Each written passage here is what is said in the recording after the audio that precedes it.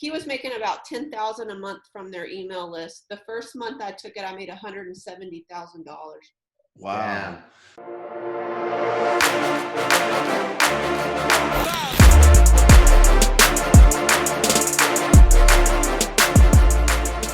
Welcome to Seven Figure Entrepreneur Podcast, the #1 podcast bringing you behind the scenes with real online earners. No fake gurus here. And today we have the wonderful Liss Graham. She is an email pro and manages some pretty big lists out there. She was passed on to us from the wonderful Brian Higgins, who has been on many episodes.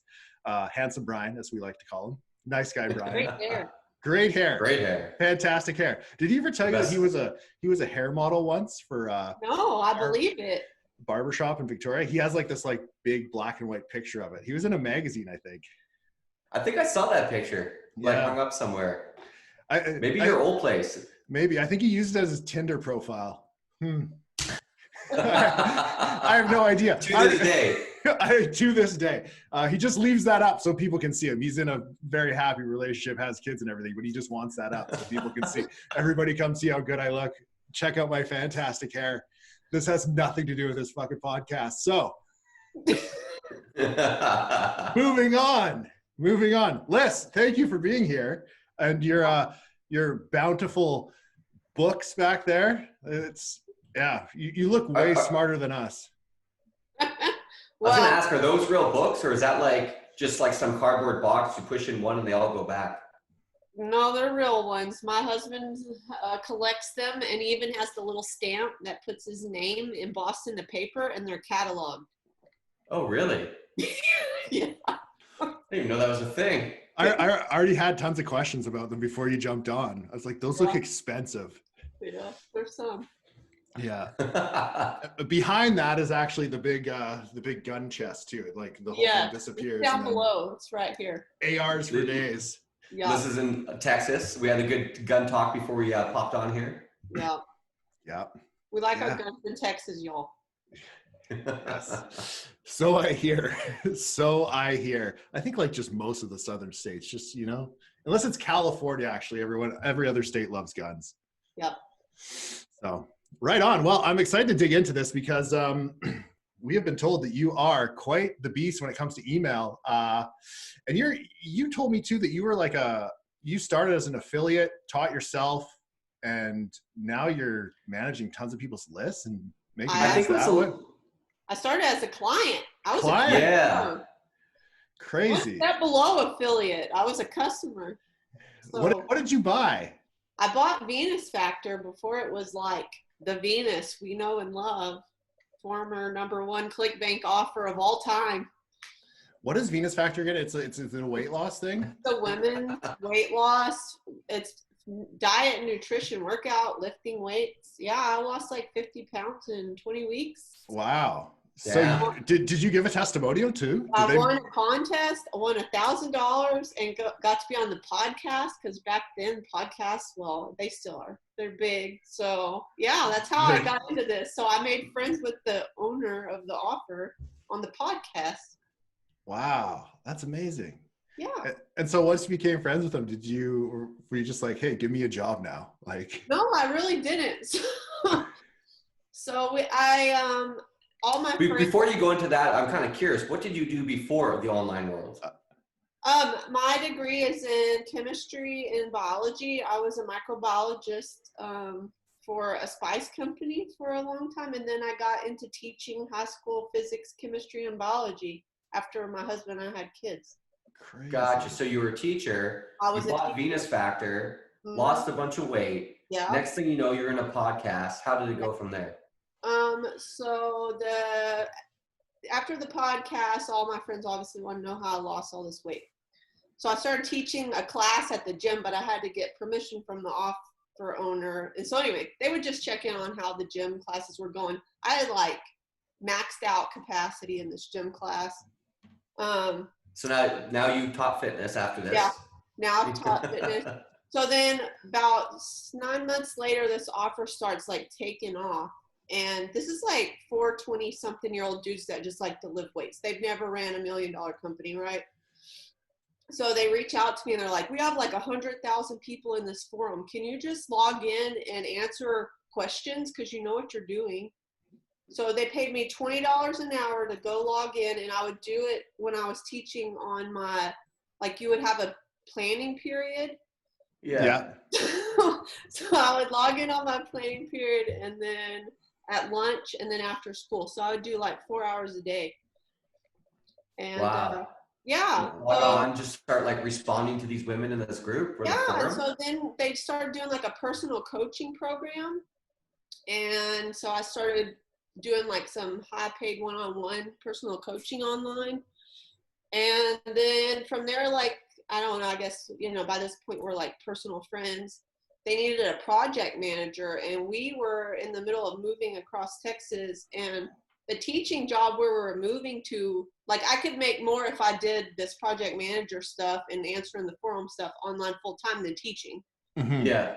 So I just asked them, can I go full time? And they said, sure. So I quit teaching in 2015. This is how every $1 million online enterprise is built. Yeah. And like 2 months later, our list manager quit, and they're like, hey, will you do this too? And the first month, so he was making about $10,000 a month from their email list. The first month I took it, I made $170,000. Wow. Damn. So that's crazy. You didn't know shit about email, did you? I didn't know. I legitimately knew nothing. Wow. I'm very like scientific and data minded, and he did leave me really good spreadsheets with like all the data. Mm-hmm. So I just like literally mined the data. I'm like, oh, this made like $6,000 and we haven't mailed it in 6 months. So I'd mail that. Yeah. And just like, I mean, really put thought into the copy that was going out and what offers. And I just stuck to like previous high performers. And that was really like what did it. I didn't really know what I was doing. Yeah. Yeah. Well, you broke it down. You took the time. Yeah. I love email for that exact reason. Like it's one of the easiest ways, most profitable ways to make money in a business. Yeah. Oh yeah. Every email that your business collects is worth money. And I don't think, well, I know a lot of business owners do not equate the amount of money that they're worth. It's mind boggling. Mm. Yeah. Yeah. That's crazy. So, man, you just transformed through that company like one step at a time and just really got to the high ranks there. Yeah. How long did it take you to get there to the email managing? So I started working for them part-time in 2013, and I started doing the list management in 2016 or 15. Cool. So, Took a couple of years. And then, so what happened after that? So that you had the first month as a blowout month, and what happened from there? So all four of the partners. So one thing about these businesses is partners are partners of partners. So just because these four partners were partners on this business, they also had their own partnerships separate of that business. So they started dragging me across to their other lists and their other businesses, which is how I came to know Brian and Todd, who's been on here with you, personal friend. Yeah. So yeah, a partner of Todd's was a partner in one of these other businesses. And so then I just started running all these lists. Gotcha. And, and then it was actually Todd in 2017 or 18 was like, you have a gift at this. You should be offering this to people outside of your partnerships. Mm-hmm. And he literally met my husband. They're both former police officers. They had a bromance. And Todd was like, we're going to get you enough business that your husband can quit his job being a cop. Wow. And he did that in a month. Yeah. That's amazing. Todd delivers. Yeah. Todd is an amazing human being. That he is. He is. Note to everyone listening, make good friends with Todd. Yeah. Todd Lamb, everybody. He's also really fun too. Yes. Yeah. Todd has many versions, many sides. Yes. Yes. So, but I guess like the mind blowing thing was like going from doing it hourly to like owning my own business and like going to a percentage basis. So that was like the big turning point for me personally and in our life, like making that switch, going from being an employee to like equal to these people that I was friends with now. Could you dive a bit deeper in that? Because that's one thing I try to like really point out is the idea of trading, as opposed to trading your time for money, trading value for money. Yeah. If you can take an email list from 10 grand to 170 grand, you're bringing a fuck ton of more value to the business. And because you're doing that, you deserve to get paid more. Right. And it's super awkward to be like, hey, I'm not hourly anymore. If you want this, we're going to have to change how we're doing things. Like, that's a very awkward conversation. So, but moving from that hourly to a percentage and like realizing like you have a skill and you are, like you said, you're going from 10,000 to 170,000 a month. Like, I want a percent of that. That, A, you have to be confident enough in yourself to demand that. And then B, go out there and hustle business, which it's not a hard sell. I'm to the point now where I'm going to have to start telling people I don't have room anymore. Yeah. But I mean, like, from a company standpoint, like, it makes sense, like, to bring you on as a percentage, because I know that you're going to want to make more, and the more you make, the more you make for me, the more you make for yourself. So it's a no-brainer, even though it may be more expensive out of the gate. Right. Well, and so as I like negotiated these deals over different companies and I've grown, I've realized like I have to have minimums to protect my time, especially when lists are just getting started. I have to then like pass the minimum, then it goes into strictly percentage. So it's the best of both worlds, because I am just taking the percentage that I have made for you, but secondarily to that, if you want me to start at a list that's probably too small, then I can charge you a minimum to protect my time. So it works out really well for, especially people that are just getting started. They have this vision and they know they're going to grow. They're just not quite there yet. Those are the people like that we have to put into this minimum. Yeah. Makes sense. Yeah, someone who has something started, maybe they're generating their emails. Yeah. They're probably still figuring out their sales process on the front end. Right. They haven't got that they haven't got the momentum yet where the list is built. That makes total sense. Yeah. So like, go ahead. I was going to say, it started with just you. How many people do you have on your team now? It started with just me. I have 7 people on my team now.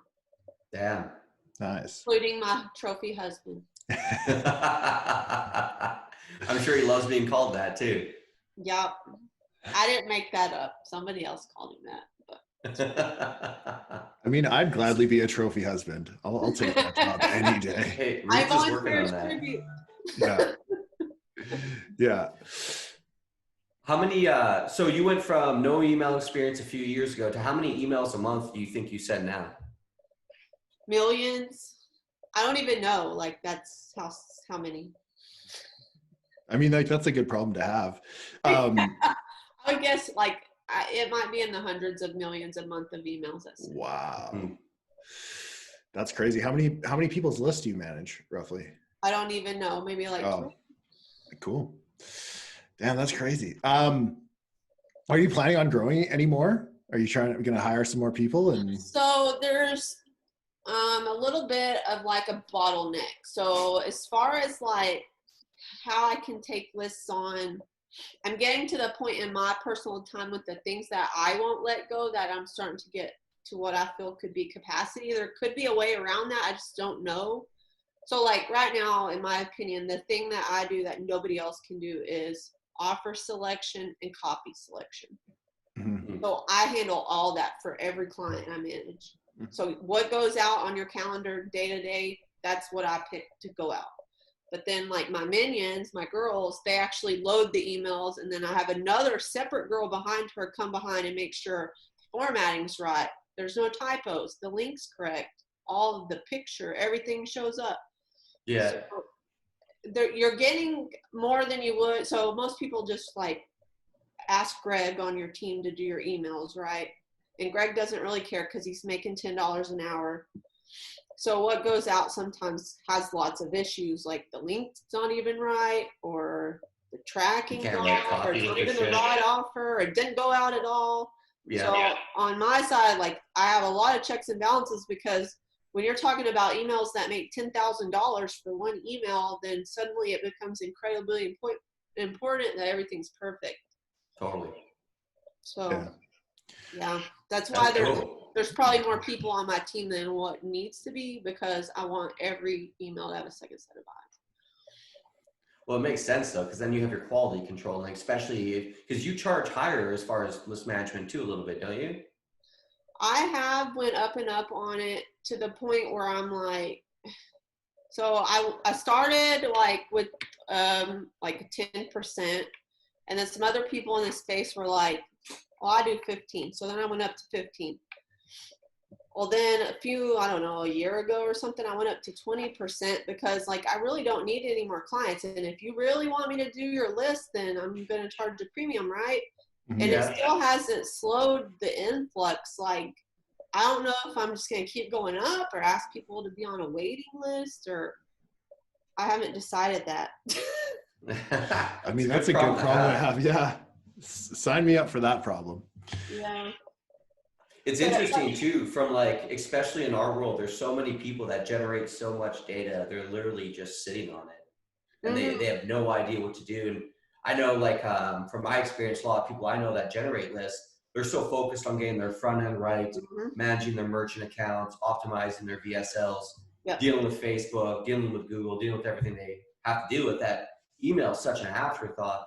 So if someone like you comes in and basically says, first of all, I'm the fucking best. Second of all, I know it works in your industry because I'm doing it for someone else. And 3, you don't have to do anything except collect checks and pay me my percentage. That's exactly what it is. Very crazy stuff. I'll second exactly what you said. Like, offer owners need to be zeroed in on exactly everything you said, all that front end acquisition, because that's where they're really making the bulk into their money and scaling their business. I can come in and do literally requires you zero extra work. Connect your credit card and hand me the account. And I'm going to generate, I try to, on average, I get about $1.50 a customer per month per email. Wow. So yeah, the amount of money we're talking here is not something to, I'm going to tell you some case studies. This will blow your mind. Yes. Last April, a mutual friend of mine and this offer owner's like, this guy's not mailing his list. You need to talk to Liss. He's telling this offer owner. Has to tell him 3 times, even personally texts him, copying me, like, you need to talk to Liss. Finally, he talks to me. It's like been a month of this back and forth. You need to talk to Liss. And it's like, here, just take the account. Since last April, in 1 year, his list generated $790,000. Wow. Literally was sitting there doing nothing. Yeah. That's all profit too, pretty much. It's all profit because he was already paying to hold the list. It's not like it changed that the costs holding the list. Sending the emails. All you needed was me to send the emails, literally. Damn. That's awesome. Can you talk about what market that was in? That particular one was one of my random in like the personal development relationship space. Interesting. So most of my lists are in health and fitness. Almost all of them are health and fitness. Yeah. I have a few outliers. I have a couple of survival lists. I've got a few like that are more medical, but it's still like health and fitness. And then this like random personal development list. Interesting. And that's great for you because then you just made 20% on $700,000. So it's like a win-win for everybody. Yeah. Well, this was in the 10% days, but yes. But I'm sure you still have that list though. Oh, I do. And he will tell everybody from the top of the rooftops that was the best decision he's made in his entire business career. I believe that. Just shows how stubborn some business owners are. Or maybe not stubborn, just not focused on. Well, I find there's 2 types of business owners. You got the ones that are so focused on front-end acquisition, they literally don't have the bandwidth to even think about the back-end, like lifetime values, which is really where I come into play. The other half are so controlling, they think they can do it better. And I can give you some examples of that. I'm not going to name names on this one. So this is me versus the partner. You should. It would be fun. No, I'm just Okay, kidding. so when I took this list over, I would say it was about 2 years ago. The partner himself was running the list. He was making about $1,500 a week. The very first next week I ran the list, we made almost 6,000. Damn. Shortly after that, that offer started climbing and hit #1 in ClickBank. Last year, he grossed $1.6 million on his email list. Wow, that's insane. So just so the people understand, you're remarketing his offer part of the time to that list. Mm-hmm.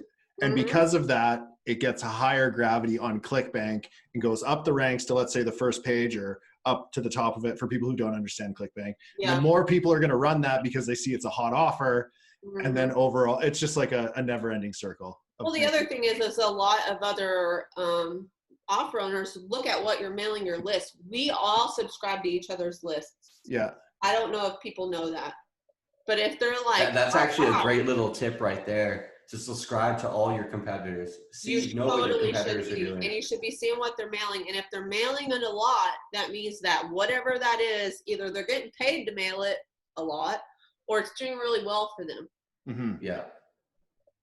So yeah, so subscribe to your competitors' lists. And then secondarily, so I prioritize your actual offers. So if Gabe has offers 1, 2, 3, and 4, I'm basically going to make sure those are getting mailed like on a weekly basis.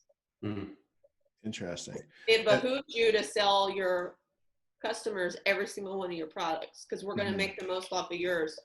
Mm-hmm. I was going to ask you that because my experience has been like one of the easiest things, like for e-com, people ask me sometimes, what do you put in your first email? And I'm like, the easiest thing to do is let them buy more of what they just bought. Absolutely. More often or not, they will. Like, you think they don't need another pan, they'll buy 3. Watch. Yep. And the other thing is so if we want to move into talking about like Autoresponders welcome series, so you want to provide a lot of like value. So you're like trying to basically win their trust, and then you want to take them through every other one of your offers. So what else do you have that's similar to what they already bought? And then drop some content in there, especially if it relates back to whatever they bought. And if you're keeping good list stats, you should know exactly what content to put in there and which one of your offers to put in there. Mm-hmm. And you need to do it in a routine way that's going to duplicate, so if I'm mailing, so I mail people that aren't in autoresponders, right? So say I'm mailing them daily. That autoresponder series needs to move to be daily also, because you're getting them ready to go get moved out into the big list, right? Yeah. Gotcha. Actually, could we touch on that? How often, so people ask this all the time, how often should I mail my list? What would be your answer? Well, the answer is your list is going to be used to doing whatever you do with it right now. So whatever it is, the norm is what they're used to. If you are going to move to another, say, I would recommend at a minimum daily mailing your list to answer that. But if you're not mailing them at all, I can't go tomorrow to mailing them every day. It's going to cause issues. People don't like that. Mm-hmm. They're used to whatever you do. So if you're going to go from mailing them not at all to every day, you need to go like one mail every 3 days, and then every other day, and then go to daily mailing. Mm-hmm. Most lists can support mailing twice a day. They need to be about 50,000 subscribers. But there's nothing wrong with mailing your list twice a day. My problem is going past that. Unless you're like really churning and you're trying to get a high lead value, there's no reason to go past twice a day, in my opinion. It creates more problems than it solves. People don't like that. Yeah, getting hit 3 or 4 times a day from the same guy. And I imagine too, like when you talked about content, like I think about the emails I personally open, and I got this book actually by me called Boundless by Ben Greenfield. Is he a client of yours, by the way? No. Anyways, so I got his book. Actually, a friend got me that book. And long story short, I read his book. I bought some product of his, and now I'm on his mailing list, and now he's mailing me. And I actually keep them open. I have multiple Gmail tabs open right now, which is so stupid. But I'm keeping multiple Gmail tabs open with the actual email open so I don't forget to read it. because all his emails to me have such high value content that I don't want to miss it. So as far as like the kind of what you recommend you put in emails, like I think like there's some emails I see and it's just kind of junky content, and there's other stuff like I don't personally want to pass it up. What's your kind of approach to content and an email as a whole? So the reason that you're like dragging those into these other tabs is that it's super relevant to whatever you just bought, right? Mm-hmm. So you have to And my identify interest. content that is super relevant to whatever they just bought and provides, like you said, a really like quality amount of knowledge. Like it's not just trash. So if I have an olive oil offer, I should be sending like an olive oil recipe every week, right? To the people who just bought, because we're just going to continue to feed their use, right? Mm-hmm. So same thing with whatever Boundless is about. I'm sure that content relates exactly back to that. Yeah, 100%. It's amazing. Yeah.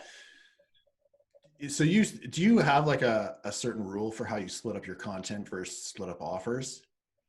Yeah, I think at a minimum, you need to be sending content once a week as a broadcast. In the Autoresponder series, it needs to be more content than offers. Gotcha. That's cool. And then the Autoresponder series, just if people don't know, it's basically just a automatic preset series of follow-up emails. Yeah. And so the way you set it up, because I heard you say you have autoresponders before they go to the big list. Yeah. Is it like a 30-day series, or could you break that down to explain how that works? Yeah, it really depends on what your goal is. If your goal is like customer retention or like really brand loyalty, that autoresponder needs to be pretty long. So think of your really like brand driven offers, like an Organifi. That's going to have a pretty long autoresponder series because we're basically indoctrinating them to our brand. Mm-hmm. Whereas if your model is like, sorry, some of these offers are, I'm just speaking frankly, it's like a one and done, like we're going to sell you this diet and fitness plan and you're buying that just to buy it to feel like you did something. You're never coming back to us. That is a completely different model. Now I'm just trying to get however much money I can out of you.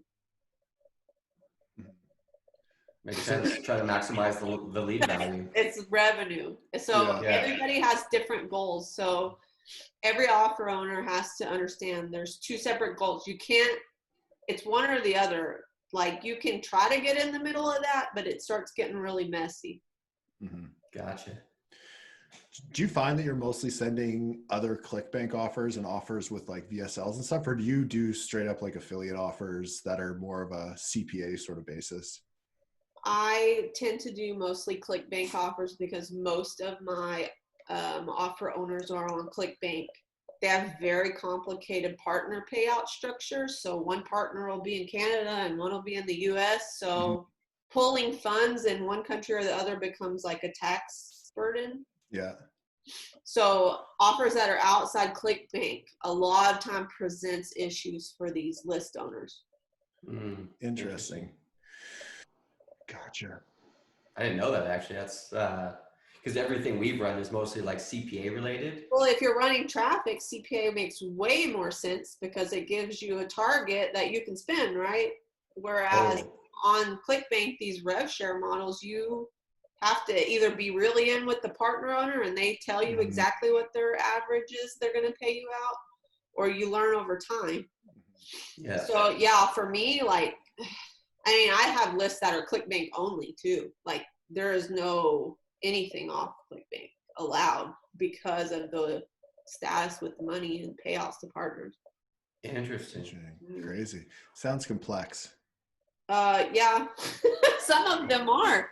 Well, you've got, you know, you Canadians, you tax shelter in Barbados. So we have money going to Barbados. This other partner is actually in Canada and has his account in Canada. And this other one's in Florida. I wish I had money going to Barbados. It's the best place. That's the proper time to drop that disclaimer. Nice work, Gabe. Yeah. Or so Cyprus. Cyprus was a big one too, wasn't it? Yeah. Didn't Cyprus like take people's money? I think the banks just like went on strike for a while and no one could get shit out of there. I thought they actually like took some of the money and they're like, too bad. Yeah, like I guess what are you gonna do really, you know? Yeah. I don't know. Yeah, that's scary. That wouldn't happen in Texas, I'll tell you that much. No. Heck no, somebody get shot. Well, that's because they give you an AR when you open a bank account. So Right, comes with it. yeah, we're not scared of your AR because we got 5 or 6 of them in the back, so we're good. Here's your deposit slip. Here's your Yeah. Your money is safe with us. We've never been robbed. I wanted to ask you, Liss, as far as like which verticals do you find have the most valuable email subscribers? So there's 2 separate answers to that. So in general, supplement offers have the most valuable email subscribers because the average order value that they come in on is a lot higher, right? So we're talking like, I don't know, one offer I was looking at today has like a $250 average order value, right? Yeah. So those customers on average dropped a lot of money to even be on that list. Mm-hmm. So I'm not going to be sending them like $2 CPL offers, right? That's silly. Yeah. Men on average though are worth more than women. Interesting. Really? I didn't expect They're willing that. to spend more. They're willing to spend more. I think it's usually because they control the bank account. Yeah. Women, there's way more of, like customer wise, like acquisition wise, I can get women all day long. They're more likely to refund and charge back, and they don't stick around as long. Interesting. I believe that. I think like, I don't know, maybe from my experience, but I feel like my fiance will just buy clothes all the time, try it on and be like, nah, I don't like it. I'm going to send it back. I'm like, I would never do that unless there's like something physically wrong with that. I'm just like, fuck it. Yeah. I bought it. Yeah. I bought it. I don't really care. And I think that's exactly what you're seeing with these online purchases, right? I imagine the supplements too, the amount of rebuy is probably really high. Yeah, if that's their intention. There's some out there, you know, some, especially if it's weight loss supplements, like they're buying it to feel like they did something. As opposed to some of these other supplements that are taken, I'll just say like it's a sleep supplement. Those, you're going to get a lot of rebuys. There's also a lot of like in the actual funnel, the rebill is pretty high and they stick. Mm-hmm. Yeah. That's a sleep supplement. I haven't actually heard of that before. The sleep supplement? Yeah. Yeah. There's some good ones out there. There's also like a CBD pain cream that does pretty good. The same thing. Interesting. Mm-hmm. And there's like I don't know what kind. It's another kind of like pain cream. Those pain creams, they like it and they order it and they stick it. Yeah. Interesting. And I know that it wasn't before, but is CBD legal to mail everywhere in the US now? Yeah, I think. I'm pretty sure as far as the US, but like we can't mail it to Canada. Oh, we don't need your CBD up here. We have like acres of CBD and marijuana. Like we're good. But it's so silly. Like why can I not sell you my CBD and why can you not sell us yours? Because ours is better. We don't want to ship it down there. No, I'm just kidding. I have no idea. We ship you all of our oil. Yeah. I don't get it. We ship all of our oil from Texas. Once it's like converted into usable fuel, we buy from you. Yeah.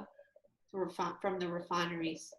Someone's going to be on this podcast and be like, you're an idiot. You don't know what the fuck you're talking about. But I'm like 90% sure we ship most of that shit out of here. And they will probably be right. We don't when it comes to that.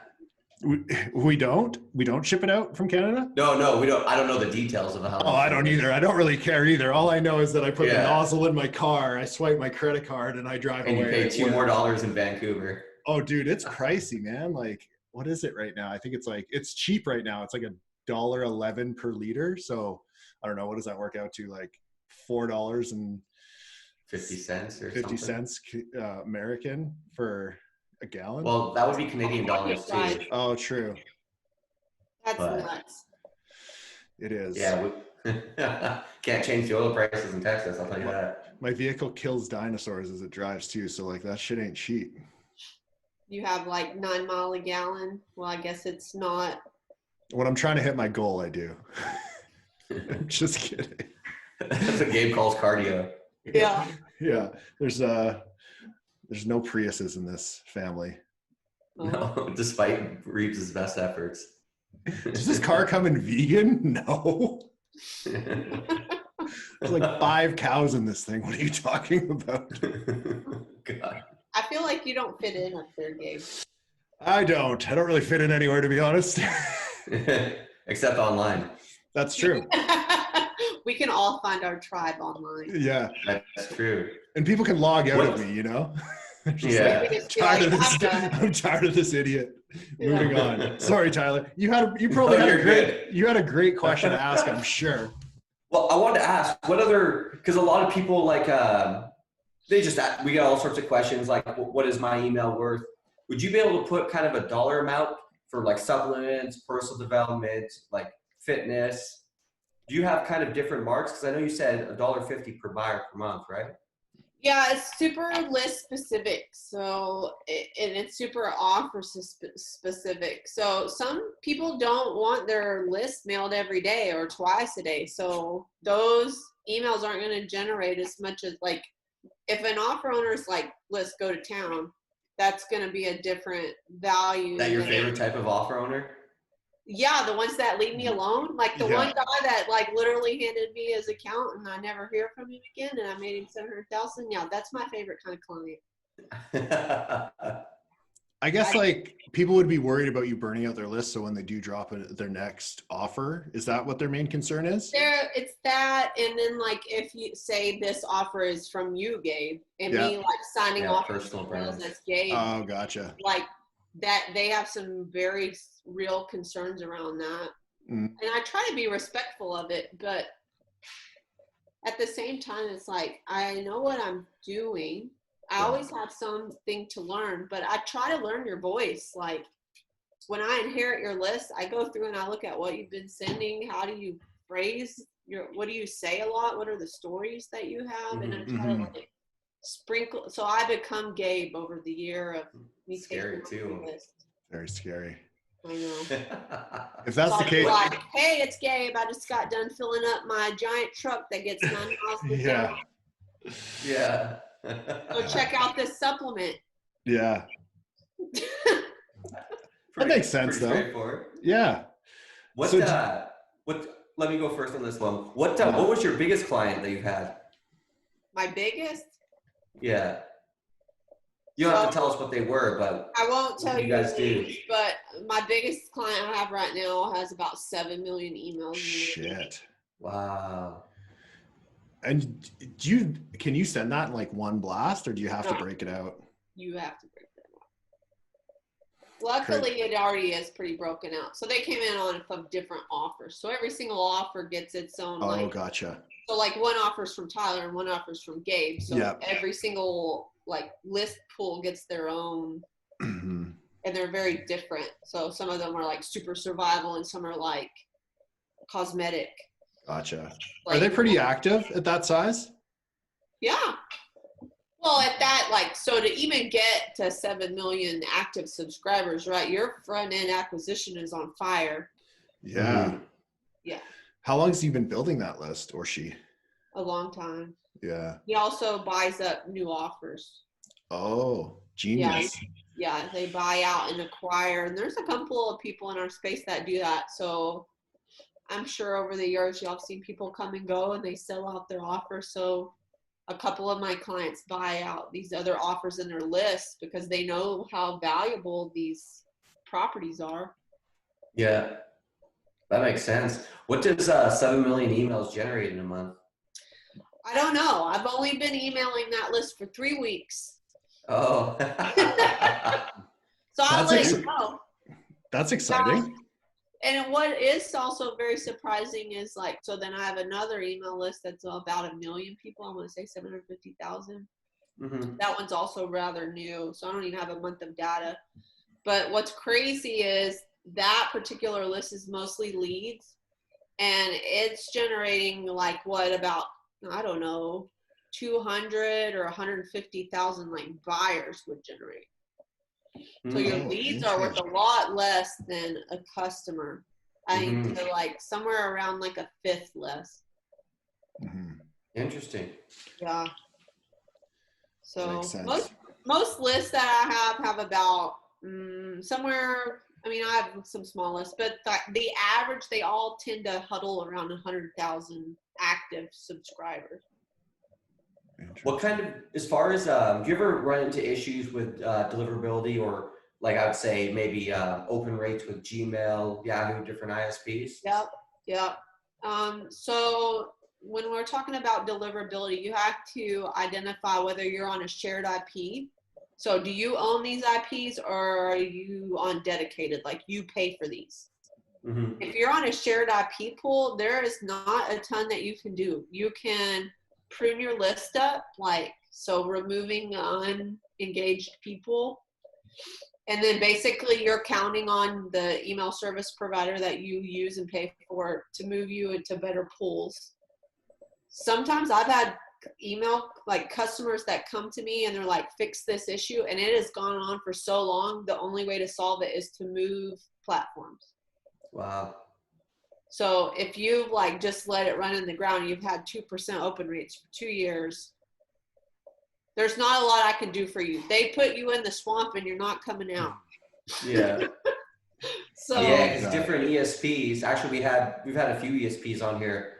They talk about the different IP pools they have, like the amazing one for the amazing clients, and then like the garbage one for the crappier clients. Yeah, and they totally do, and they move you around. Now, if you have dedicated IPs, you can fix that all day long. It takes time. If you've gotten to like the swamp with your dedicated IPs, it's probably faster to buy new ones and warm them up, to be honest with you. But yeah, there's a lot that you can do on that. So it all comes back to the time versus effort.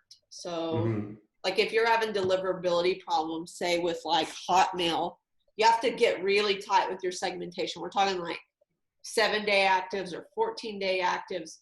Well, if your list is only 100,000 people, and that you're talking 2,000 people that are on Hotmail, is that even worth your time? No. Yeah. I don't know. It's an offer on your call. Most of the time, it's not going to be worth it. You just basically suppress them. If you're over 100,000 and you have these like little, like, so Yahoo's having a problem. Usually if you're over 100,000, it's worth your time to actually segment out all the Yahoo people, tighten it up, and send a separate email out on a different IP. Just so for it takes Yahoo a lot users. of work. So it all goes back to this cost benefit analysis. Yeah. How many subscribers are we talking about? Doesn't matter. When would you like better generally, a shared IP pool or a dedicated? Depends on your list size. If you're like under probably even 50,000, you paying for dedicated IPs is going to be more money than your list is going to generate. So, and that because the IPs are cheap, where does the cost come in? so most of your ESPs, so whoever your provider is, Entreport, Maropost, whatever, they pay and they actually maintain your dedicated IP. So you're paying for their time to maintain them. Yeah.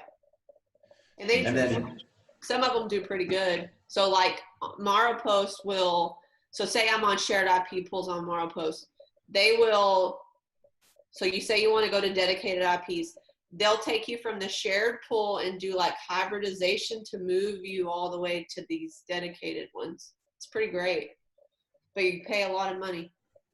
Do you recommend people always try to eventually make their way to dedicated if they? Yeah, I do. List? You've got to so at a certain size, and it's somewhere between 50,000 to 100,000. Your emails, your account matters to that ESP as a whole. So you start to lose control of what you can actually do, right? Like you have so much sway over their whole platform now that it's basically like, unless you want to be told what to do, exactly what to do, you're going to have to move to dedicated IPs. Just because you could have such a big impact on the rest of their clients. Yes. And that for me as a list manager gets extremely exhausting, is dealing with these ESPs and all their little wants and wishes and their demands. Yeah. Yeah. There's a few that are great to work with, don't get me wrong, but there's a lot of them, man, they'll just, I've had, I'm just gonna name names. AWeber in the last 4 or 5 years has went from being very pro affiliate to not being very pro affiliate. Mm-hmm. And when your list size starts bumping 100,000, I have never lost an account, but I've been told basically you're going to email once a day. And at that point, we're like, see ya. I've had friends that they literally just shut their account down and they were like, you're out of here. Damn. Yeah. So that's like your worst nightmare, right? Especially if you don't have backup. Mm-hmm. Yeah, totally. So We had experience like that with GetResponse before. They take your list and then, or they shut down your account, and then you actually have to follow up with them to get a backup, and just to get a hold of them isn't always easy. Yep. And that, like, when we're talking about the amount of revenue that's being generated, them holding your data hostage is not acceptable. Mm-hmm. Oh. So I recommend every list owner I have, if you're not on dedicated IPs, if you're on shared IPs, you should have a backup at all times. And you should possibly have a secondary ESP that you have just running to be warmed up. If you're not like, if you're not, I've never like just lost an ESP like what you're saying happened to you at GetResponse, which I've had some issues with I haven't personally heard the issues with GetResponse. So you always, like, if you're going to run hard, usually this is like the people that pop up and run hard out of nowhere, they will shut you down. So you want to have a backup going at all times. Mm-hmm. Mm-hmm. Yeah, we made an internal policy of backup every Friday. Yep.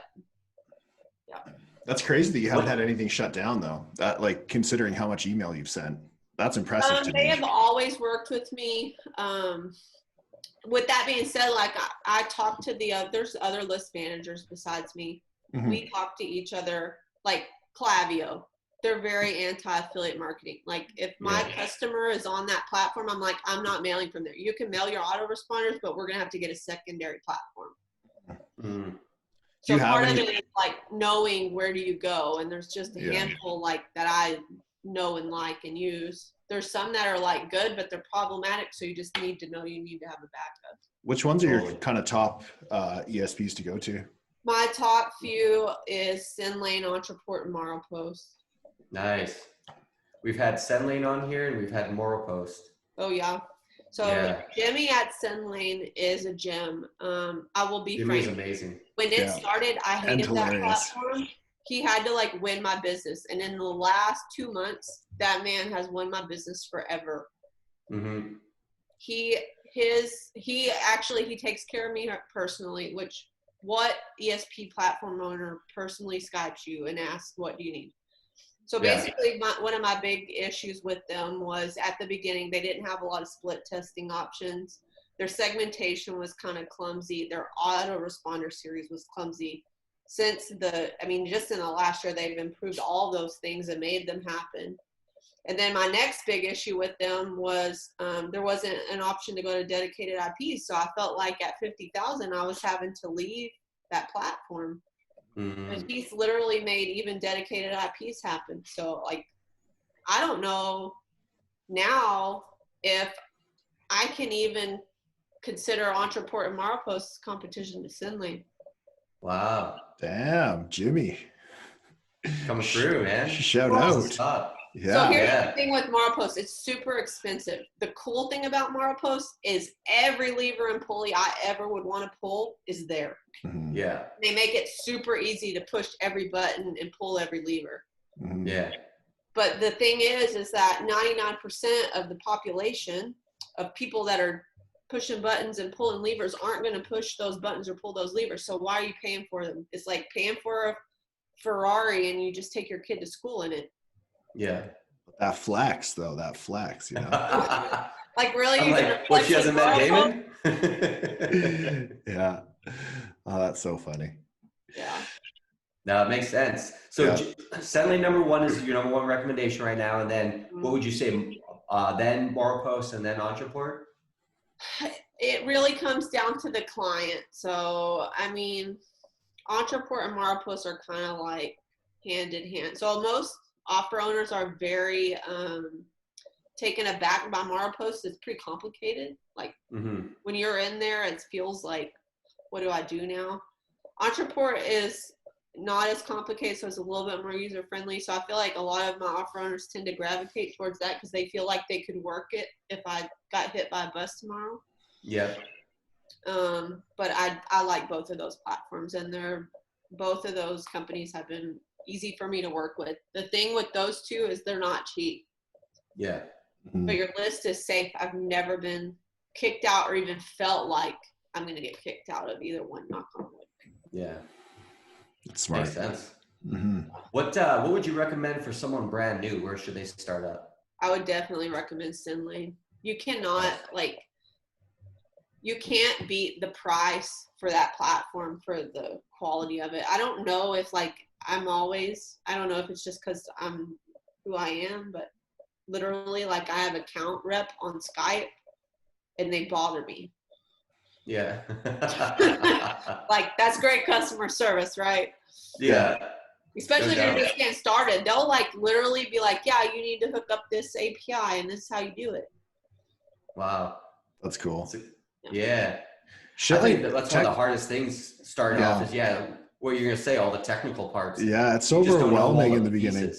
Man, and I, to be frank, I don't handle any of that. All of my partners I started with has a fantastic dev team. So I've been coddled. I'm just I need your help.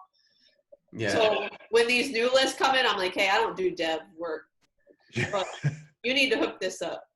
Yeah. DevWorks a different game, man. Even I know some shit, and I still when I get on new platforms and stuff I don't know what to fucking do. I gotta ask some people or reread this 12 times. Yeah. If you show me how to set up if you want me to run Facebook ads, I can do that. Anything else, I'm out. I can barely get a pixel out of Facebook. I can barely tell the dev team where to put pixel. So you're light years ahead of me. Yeah, with email stuff though, I don't know if that's true. With the dev side, it is all day long. That's hilarious. That is hilarious. But that just shows that you don't have to be technically savvy to be successful. No, yeah. you don't. Especially in the online world. I feel like everyone comes in and they're like, I'm overwhelmed. There's too much. And it's not that hard. It is overwhelming. I will give you that. I learned a lot being a project manager. Working with the dev team, understanding what exactly they need to do what they've got to do. That and making the links and all that, making the funnels, that was super enlightening for me. No doubt. Yeah. I like the idea of either having some really good relationships with people in the online space, or maybe even working for an online company before you totally do your own thing. Yeah. Because to figure all this out on your own, it's not easy. That's why, I'm just looking back on things, every good affiliate manager always leaves and eventually becomes an offer owner.